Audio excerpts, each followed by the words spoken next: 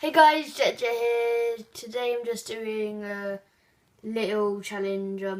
We're going to put all this stuff in a microwave and see what happens. So we've got pasta shell, whatever this is. What is it? Almond! 2 grapes and a marshmallow.